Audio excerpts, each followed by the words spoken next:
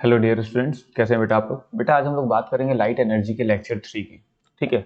इसका जो previous lecture था बेटा, उसमें हम लोगों ने कॉन्केव मिरर से इमेज गेट करने के रूल्स और उसका इमेज फॉर्मेशन हम लोगों ने देखा था। आज हम लोग बात करेंगे बेटा कॉन्वेक्स मिरर के रूल क्या होते हैं, उससे इमेज कैसे गेट होती है, और साथ ही साथ हम लोग ये भी देखेंगे कि रिफ्रैक्शन क्या होता है। ओके। सबसे पहले बात करते हैं रूल्स की। तो बेटा जो बेसिक 4 रूल्स कॉन्केव में होते हैं वही बेसिक 4 रूल्स कॉन्वेक्स में होते हैं, लेकिन ये रूल्स थोड़ा सा उनसे डिफर हो जाता है ऑन द बेसिस ऑफ रे डायग्राम। किस तरीके से होता है इसको समझते हैं। तो रूल अगर 1 की बात करते हैं तो रूल 1 क्या कहता है बेटा, a ray of light which is parallel to the principal axis of a convex mirror appear to be coming from its focus after reflection from the mirror। अब देखो यहां पर एक लाइन लिखी है, it is appear to be coming. Actual में जब concave mirror था तो लाइट एक्चुअली रिफ्लेक्ट होकर फोकस से पास हो रही थी, लेकिन यहां पर लाइट जब रिफ्लेक्ट होगी तो ये ऐसा अपीयर करेगी कि ये पॉइंट, ये जो लाइट है, रिफ्लेक्टेड लाइट, ये फोकस पॉइंट से आ रहा है। It is appear to be coming from its focus. Okay. तो आप इसका रे डायग्राम देखिए, ये कॉन्वेक्स मिरर है, ये लाइट रे आ रही है, तो ये लाइट रे जब रिफ्लेक्ट होगी तो कुछ इस तरीके से रिफ्लेक्ट होती है। और जब इस रिफ्लेक्टेड लाइट रे को हम बिहाइंड द मिरर लेके जाते हैं तो देखते हैं कि ये लाइन कहां से पास होती हुई दिखाई देती है, फोकस पॉइंट से पास होती हुई दिखाई देती है। सो हम क्या लिखते हैं, it is appear to be coming from its focus. That one is the first rule. Okay, clear. Now second rule, अगर कोई light ray centre of curvature पर इंसिडेंट हो रही है, ये सेंटर ऑफ कर्वेचर है, तो इसकी तरफ आने वाली कोई लाइट रे, तो ये light ray centre of curvature की तरफ आ रही है, लेकिन ये यहीं पर पॉइंट डी पर मिरर से स्ट्राइक करेगी और रिफ्लेक्ट हो जाएगी, और इसका रिफ्लेक्शन सेम पाथ पर होगा। ठीक है, सेम पाथ पर रिफ्लेक्ट होगा, और इस लाइट रे को डॉटेड लाइन से हम सेंटर ऑफ कर्वेचर से पास करा सकते हैं। Okay, so that was the second rule. Third third rule कह रहा है क्या, a ray of light going towards the focus of a convex mirror become parallel to the principal axis after reflection। अगर कोई लाइट कॉन्वेक्स मिरर के focus पर जाती हुई दिखाई दे, उसकी साइड में जाती हुई दिखाई दे, देन आफ्टर रिफ्लेक्शन वो प्रिंसिपल एक्सिस की क्या हो जाएगी बेटा, पैरेलल हो जाएगी। तो देखो ये एक लाइट रे है जो कि फोकस की तरफ जाती हुई दिखाई दे रही है, लेकिन ये पॉइंट ई पर ही सरफेस आ गया मिरर का, इस पे स्ट्राइक करेगी और रिफ्लेक्ट होकर प्रिंसिपल एक्सिस के पैरेलल ही जाएगी। ठीक है, that one is the third rule. Now fourth, अगर कोई लाइट रे पोल पर आती है तो ये रूल नहीं चेंज होता है क्योंकि ये डायरेक्ट सेम होता है। So the if a right light रे which is incident at the pole of a convex mirror is reflected back making same angle with the principal axis। ठीक है, तो आपको दिखाई दे रहा होगा कि ये एक इंसिडेंट रे है, ये आ रही है और प्रिंसिपल एक्सिस के साथ एक एंगल बना रही है आई, और सेम एंगल आर बनाते हुए ये क्या करेगी, रिफ्लेक्ट करेगी। ठीक है, ये बेसिक 4 रूल्स, और इन्हीं 4 रूल्स का यूज करके आपको इमेज गेट करनी है। ठीक है। अच्छा, एक चीज और याद रखिएगा कि जब भी हम कॉन्वेक्स मिरर की इमेजेस गेट करते हैं तो हमारे पास सिर्फ और सिर्फ 2 कंडीशन होती है। ठीक है, पहला, when the object is at infinity, अगर ऑब्जेक्ट इंफिनिटी पर है तो इमेज कहां फॉर्म हो रही है। तो हमने बताया आपको कि इंफिनिटी से आने वाली लाइट रे पैरेलल लेते हैं, तो यहां देखो ये 2 लाइट रे एक दूसरे के पैरेलल आ रही हैं। आफ्टर रिफ्लेक्शन ये ऐसे चली गई और ये ऐसे चली गई। अब इन दोनों रिफ्लेक्टेड लाइट रे को हम लोग पीछे मिरर के पीछे की साइड में क्या करते हैं, एक्सटेंड करते हैं। तो ये जब एक्सटेंड किए तो ये दोनों यहां पर मीट करते हुए अपीयर हुए, तो ये पॉइंट कौन सा बन गया बेटा, फोकस। इसका एक और रे डायग्राम आप बना सकते हैं इस तरीके से।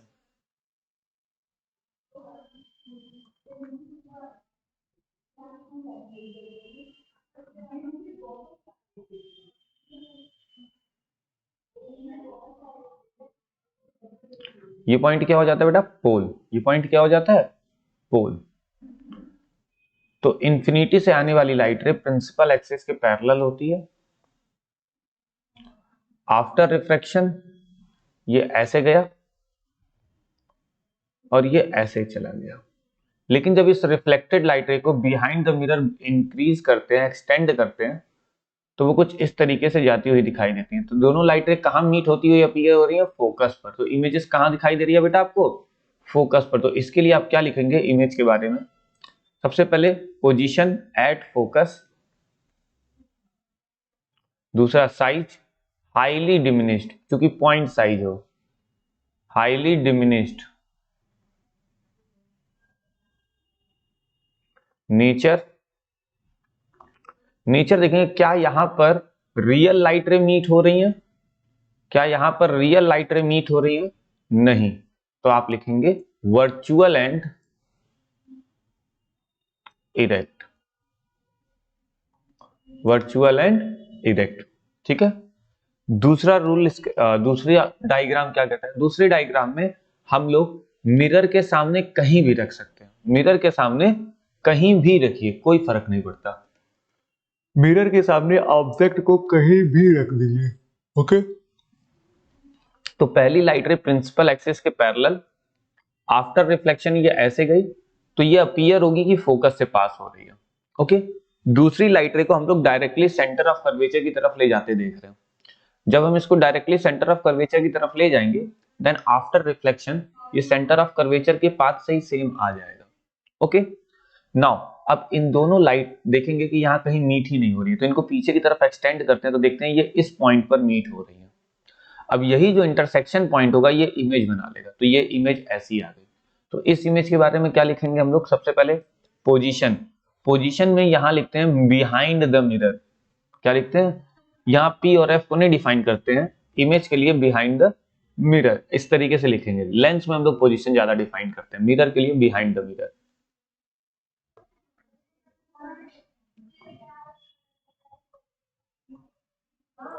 Behind the mirror, that is the position. Position के बाद size diminished,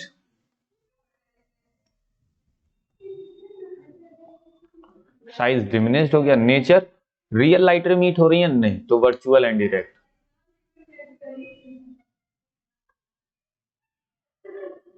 virtual and direct. तो इस तरीके से हमारी इमेज बन जाती है। ओके बेटा। नाउ आगे देखते हैं।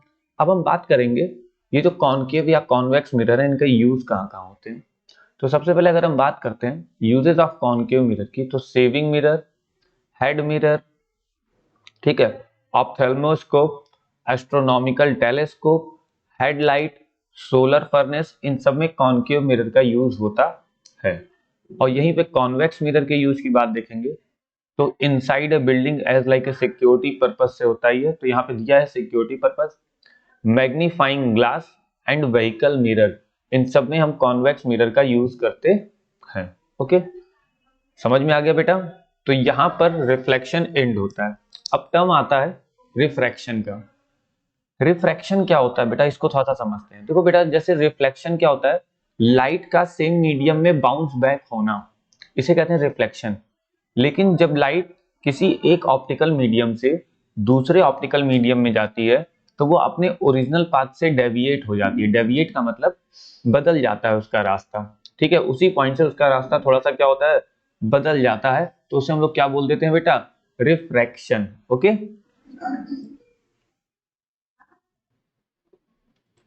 सो बेटा क्या होता है रिफ्रैक्शन, देखते हैं। तो यहां पर देखिए क्या कह रहा है, refraction, refraction is the change in the direction of light passing from one medium to the another. यानी कि जब लाइट एक मीडियम से दूसरे मीडियम में जाता है, तो वो अपने एक्चुअल उसका जो वे होता है, डायरेक्शन होता है, वो उस डायरेक्शन से क्या होता है, डिस्टर्ब होता है और अपना रास्ता बदल देता है। यानी कि उसकी जो ओरिजिनल पाथ होती है वो उससे थोड़ा सा डेविएट हो जाता है, मुड़ जाता है, टर्न हो जाता है। So refraction is the bending of the path, path की बेंडिंग होती है of the light when it is goes from one medium to the another. यानी कि एक मीडियम से दूसरे मीडियम में जाते टाइम रिफ्रैक्शन होता है।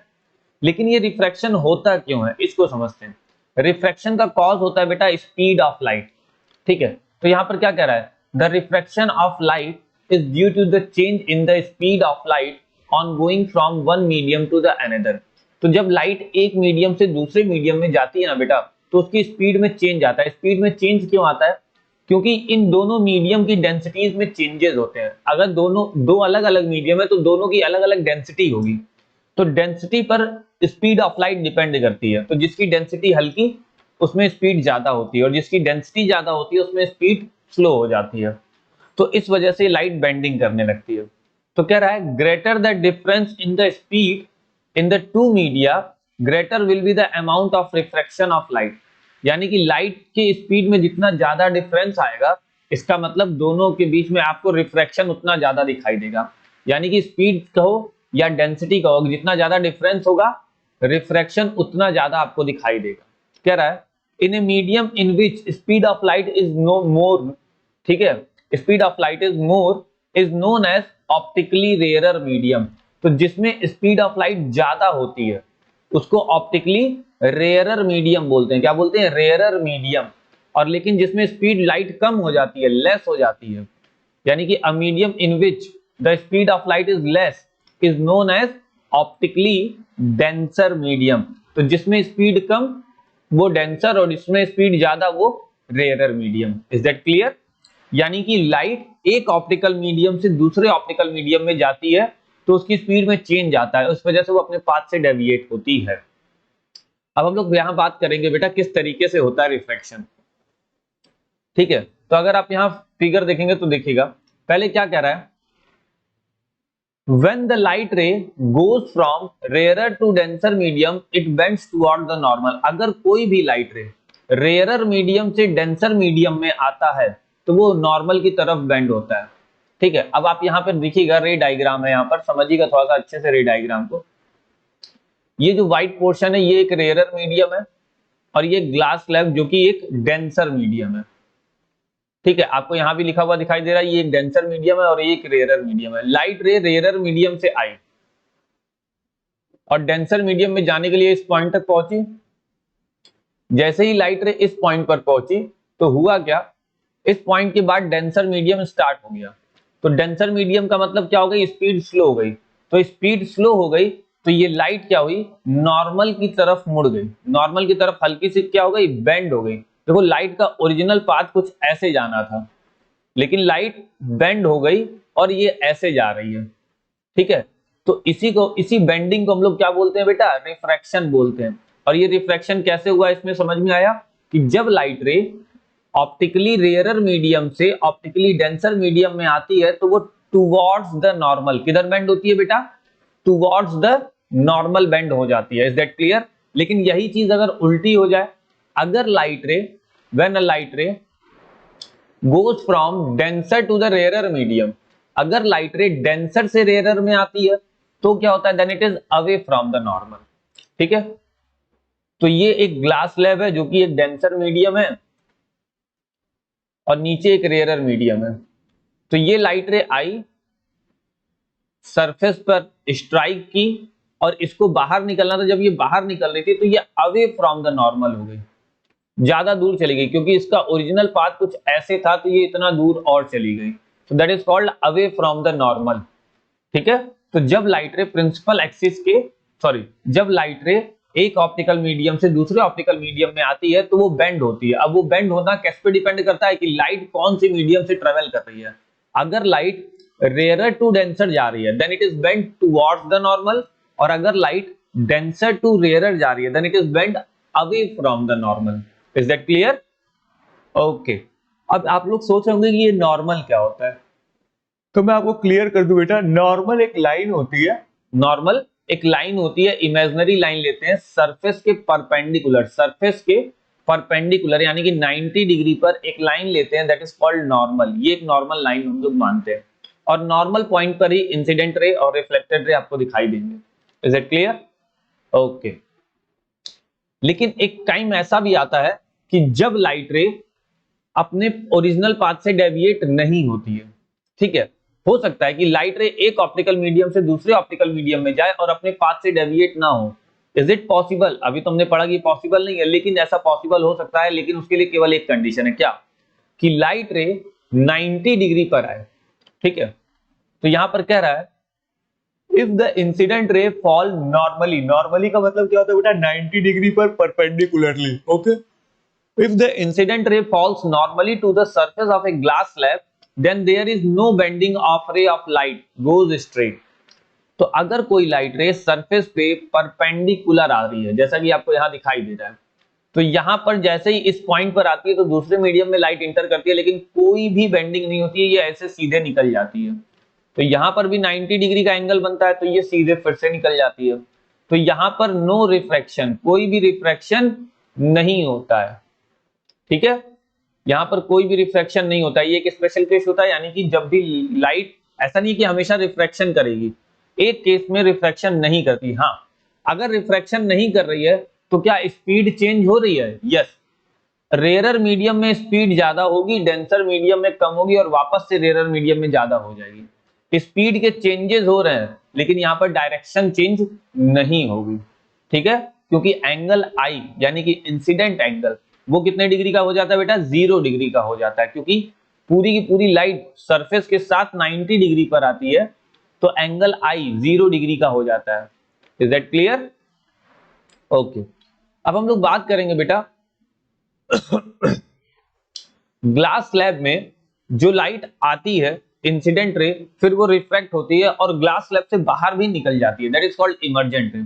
उस पूरे चीजों को हम लोग थोड़ा सा समझते हैं। देखिएगा, एक आपको बेसिक स्ट्रक्चर दिखाई दे रहा होगा, जिसमें आपको ये P P Q R S, ये एक रेक्टेंगुलर ग्लास स्लैब है, ठीक है। ये एक रेक्टेंगुलर क्या है बेटा? ग्लास स्लैब है। हम पहले एक इंसिडेंट रे लेते हैं AO, और इसी जहां पॉइंट O मिल गया, अब पॉइंट O पर नॉर्मल बना देते हैं हम लोग, नॉर्मल का एक लाइन बनाया। तो ये एक रेयरर मीडियम है, ये एक डेंसर मीडियम है, और नीचे फिर से एक रेयरर मीडियम है। तो जब लाइट रेयरर से डेंसर में जाती है तो ये क्या होती है? टुवर्ड्स द नॉर्मल, नॉर्मल के तरफ झुकती है। तो देखो, इसका ओरिजिनल पाथ लाइट का ये है लाइट का ओरिजिनल पाथ, लेकिन जैसे ये दूसरे मीडियम में इंटर करता है, ये टुवर्ड्स द नॉर्मल क्या हो जाता है? बेंड हो जाता है। टुवर्ड्स द नॉर्मल बेंड हो जाता है, और बेंड होके आगे की तरफ बढ़ता है, और ये अगेन दूसरे सरफेस से टकराता है एट पॉइंट बी। और जब ये दूसरे सरफेस से टकराता है तो भी इसको सीधा ही निकलना था, लेकिन ये फिर से जब डेंसर टू रेयरर आती है, then it is away from the normal, तो ये नॉर्मल से दूर भागता है और निकल जाता है। तो यहां पर जो AO है वो इंसिडेंट रे है, ये जो OB है ये रिफ्रैक्टेड रे है, और ये जो BC है, क्या? BC, ये इमर्जेंट रे है। क्या है बेटा? इमर्जेंट रे। ओके, अब यहां पर हम लोग एक टर्म और बात करते हैं कि लाइट का ओरिजिनल पाथ, AO का ओरिजिनल पाथ ये रहा, ये लाइट का ओरिजिनल पाथ था AO का, इंसिडेंट लाइट का ओरिजिनल पाथ और इमर्जेंट लाइट का पाथ हमेशा एक दूसरे के क्या रहता है बेटा? पैरेलल होता है। और इनके बीच की जो डिस्टेंस होती है, इसको हम लोग क्या बोलते हैं? Lateral displacement. यानी कि lateral displacement is the distance between the original path of light and emergent path of light, ठीक है। इंसिडेंट रे का ओरिजिनल पाथ और इमर्जेंट रे के पाथ के बीच की जो डिस्टेंस होती है, इसे हम लोग क्या बोलते हैं? Lateral displacement. क्या बोल देते हैं बेटा? Lateral displacement. ओके, क्लियर हो? ओके, वेरी गुड, आगे देखते हैं। तो इसका स्ट्रक्चर आप जरूर से याद रखिएगा, मैं फिर से कह रहा हूं, देखिएगा, इसका स्ट्रक्चर जरूर से याद रखिएगा, बहुत इंपॉर्टेंट चीज होती है, आती रहती है अक्सर एग्जाम में। ओके, अब हम बात करेंगे रिफ्रैक्शन के इफेक्ट की। रिफ्रैक्शन से क्या क्या इफेक्ट होता है? तो सबसे पहले हम लोग बात करते हैं कि यह stick partially emerge in water appear to be bend at water. तो हमने क्या किया? एक पेंसिल ले ली, जब पेंसिल को एक इंपटी बॉटल में डाला, ठीक है, एक इंपटी कैन में, बर्तन में मान लो डाल दिया, तो हमें कोई फर्क नहीं पड़ रहा है। लेकिन अगर इसी को हम पानी के अंदर रखें और थोड़ी सी पेंसिल बाहर रखें, तो वो पेंसिल हमें बेंड दिखाई देती है। ऐसा क्यों होता है? आइए इसको समझते हैं। हमने क्या किया, देखिएगा, यहां तक वाटर ले लेते हैं हम लोग, ठीक है।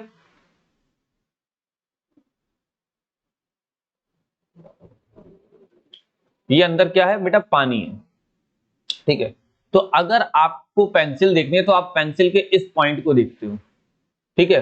तो आइए इस पॉइंट पर हम लोग रे डायग्राम बनाएंगे। इस पॉइंट पर बेटा हम लोग क्या करेंगे? रे डायग्राम बनाएंगे। ओके, तो आइए देखते हैं कि इस पॉइंट पर रे डायग्राम कैसे बनता है। तो देखिए, हमें रे डायग्राम बनाने के लिए या कोई भी चीज देखने के लिए ये जरूरी है कि उस पॉइंट से लाइट रिफ्लेक्ट होकर हमारी आंखों तक आए। तो यहां से दो लाइट रे निकालते हैं हम लोग। ये रही पहली लाइट रे और ये रही दूसरी लाइट रे। ये दो लाइट रे हैं। अब हम इन्हीं दोनों पॉइंट पर नॉर्मल बना देते हैं। पहला नॉर्मल और ये रहा हमारा दूसरा नॉर्मल। ठीक है। अब ये लाइट रे, ये डेंसर मीडियम है, याद रखना ये एक डेंसर मीडियम है, ऊपर रेयरर मीडियम है। जब यही लाइट रे डेंसर से रेयरर में जाएंगे then it is away from the normal. तो इसको जाना था सीधा, ये अवे फ्रॉम द नॉर्मल हो गए, और इसको भी जाना था सीधा, ये भी अवे फ्रॉम द नॉर्मल हो गए। ठीक है, ऐसे।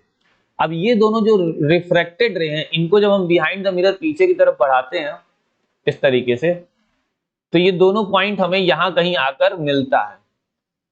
ये दोनों पॉइंट बेटा हमें यहां कहीं आकर मिलता है। तो ये क्या बन जाती है बेटा, इमेज। यानी कि अब पानी के अंदर ये जो पेंसिल है वो कुछ इस तरीके से बेंड होती हुई दिखाई देगी आपको।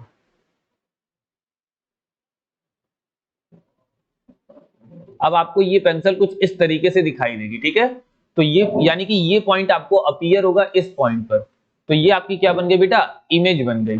ठीक है, ये आपकी बन गई पेंसिल की इमेज, जो कि आपको कैसी दिखाई दे रही है, बेंड दिखाई दे रही है, यानी कि हल्की सी मुड़ी हुई।